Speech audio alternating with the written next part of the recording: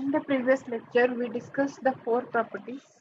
This is the fifth property where the property name is time scaling property.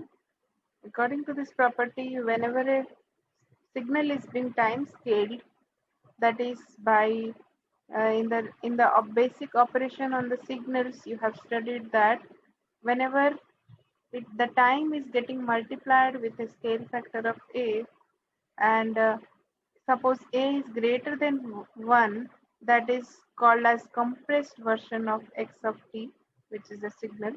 And if a is less than 1, then it is called as the expanded version of x of t.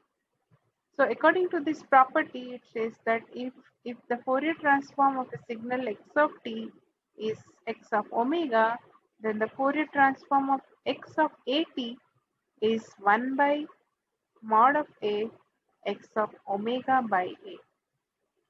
To prove this, let us start with the left hand side LHS and taking the Fourier transform of LHS. So LHS is x of at.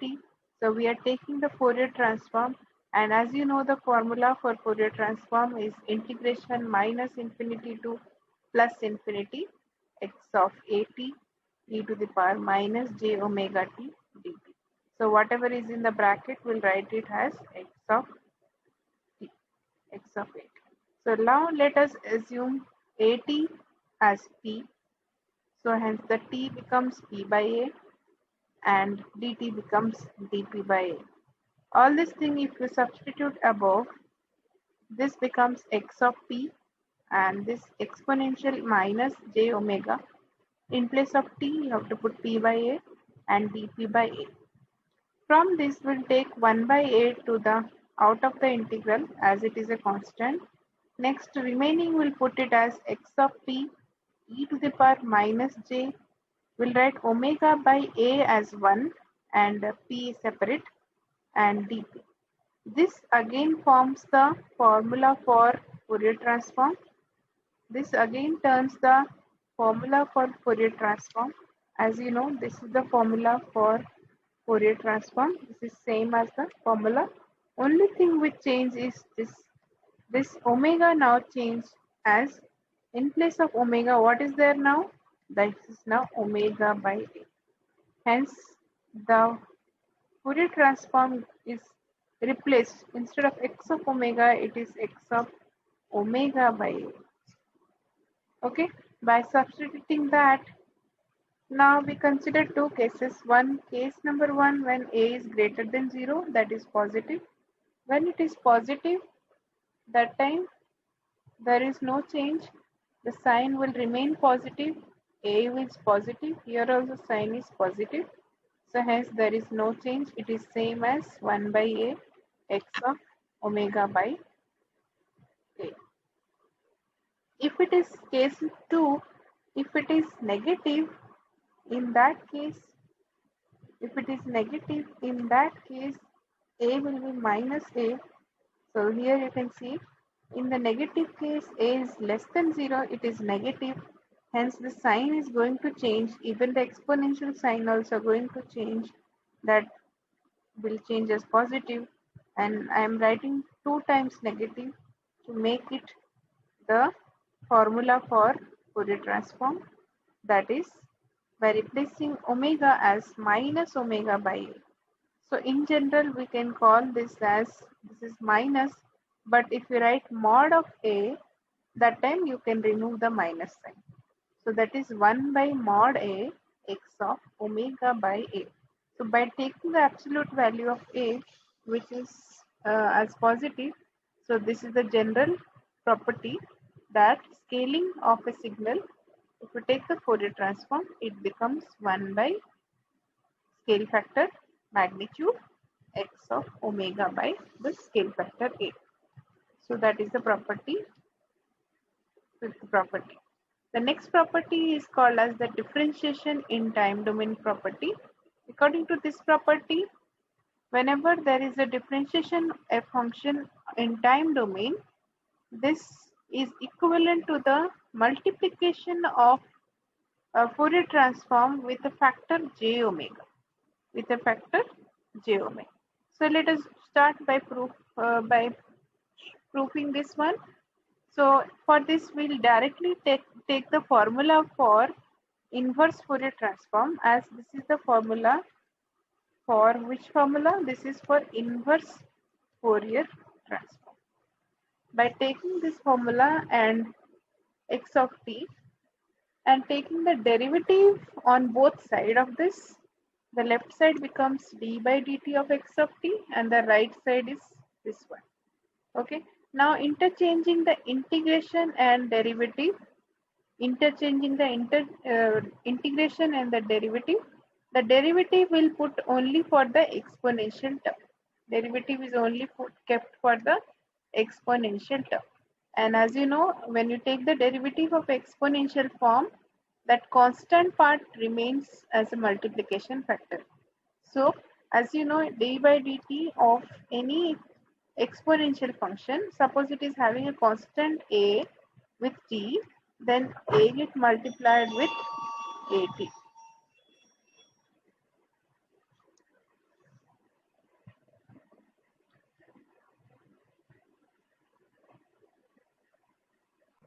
So the derivative of exponential function has become, so the derivative of exponential function will become where the j omega is the constant part, so that will get multiplied j omega into e to the power j omega t. So next is j omega, you can take it out, and the remaining part what is written in the bracket, that is again the formula of inverse Fourier transform. This is again the formula, this is the same formula, right? This is the formula what is there. So that is again the formula of inverse Fourier transform, that could be written as f inverse of x of omega. It is written as f inverse of x of omega, where f inverse, if you take to the left hand side, that is d by dt of xt, that is f of d by dt of x of t would become j omega into x of omega. So hence this property has been proved, that is time differentiation property. If it is single derivative, then the multiplication factor would be into j omega. If it is double derivative, then multiplication factor is j omega square. If it is nth derivative, then it becomes nth, j omega to the power n. So hence this is the written. If it is nth derivative, then the Fourier transform would be multiplied with the nth power of j omega. So that is the time differentiation property. Let us go to the next property, is known as differentiation in frequency domain property. This property states that the multiplication of a signal, whenever is done by t, it is equivalent to the differentiation of its Fourier transform in the frequency domain. That means if the signal x of t is having a Fourier transform of x of omega, then you multiply, whenever you multiply a factor t into x of t, and the Fourier transform will be j into d by d omega of x of omega. Okay, so for the proof, we have to first write down what is x of omega by writing the formula for Fourier transform. This is the formula for Fourier transform, general formula. Next, by taking the derivative in the both sides. So that derivative we are taking with respect to omega in the both side, left side and the right side. Then interchanging the derivative with the integration. Integration we taken out and derivative we put only to the exponential part. The same we did in the last time also. What is the derivative of this exponential? Since it is with respect to omega, so the constant part is what? Minus jt. Constant part is minus jt into e to the power minus j omega t. By only taking j outside, by only taking minus j outside, remaining we have written in the integration, where in the bracket we have written is t x of t. That means that is the part of x, that is the Fourier transform formula. From the formula, we know that this is the part where we write Fourier transform of. So that means this whole integration is the formula of Fourier transform of t of xt, t into xt. So by interchanging minus j to the left side, that is left side is here. If you put here, so it would become 1 by minus j. It would become 1 by minus j. But if you numerator, if you multiply j and denominator also one more j, then denominator will turn into plus 1 and the only remain part is plus numerator, that is j. So that's what it is written. F of t xt would become j into d by d omega of x of omega. So this is the proof of the property number 7, that is differentiation in frequency domain.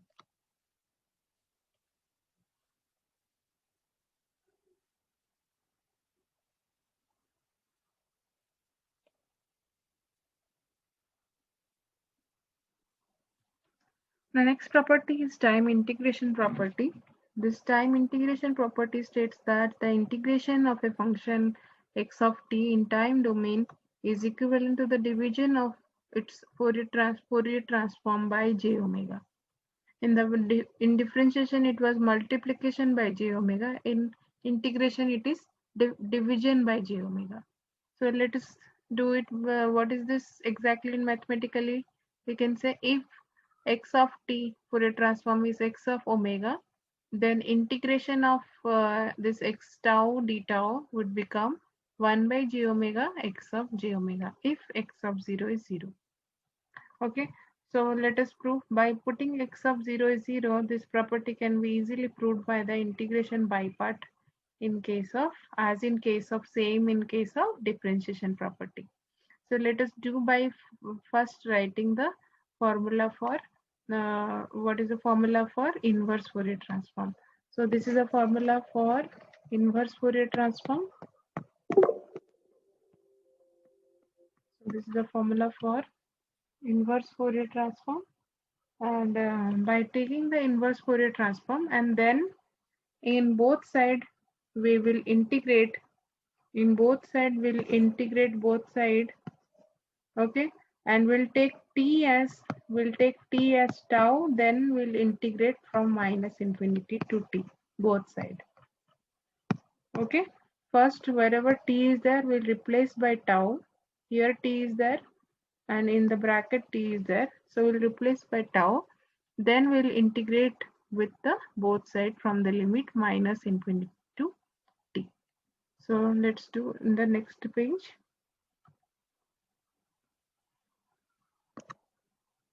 So here by taking this as t as tau, then we will integrate both sides. So first we have written x of t as x of tau, then both side we had integrated. So hence this is the way I told you, this both side they have integrated. Then the right side we are interchanging the integrations, that this integration we are bringing here and this to the inside, and then it would become this minus infinity to plus infinity we taken out. Then inner integration we are doing only for exponential function, and you know that integration of exponential at, if it is there, then that will be e to the power at divided by a. That is the integration part. Similarly, it is done this way. So integration will be e to the power j omega tau by j omega, because j omega is the constant part. Then if you put the limit minus infinity and t, only t will be there because e to the power minus infinity is 0. Okay, so that would become, this will turn as e to the power j omega t, and denominator j omega is written inside. It is written inside the bracket, and this is again turned into the formula of inverse Fourier transform, but with a change. What is the change? The change is here, instead of x of omega, it is x of omega by j omega. So it can be written as f inverse of x of omega by j omega. So f inverse, if you take to the left hand side, which is this one, then it will become f of the left hand side, that is integration of minus infinity to t x tau d tau would be equal to 1 by j omega x of omega. So that's what the property was. The Fourier transform of the integration of a signal is being multiplied with the, that is 1 by j omega into the Fourier transform of x of t. Okay, so this is when x of 0 is 0. But if x of 0 is not 0, then x of t is not an energy function. So Fourier transform of this include an impulse function also. That is, with the addition of this, there will be extra term, that is pi into Fourier transform of impulse function is what? Pi into x of 0 into del omega. So that would be the addition term. Okay, so this is the property number 8.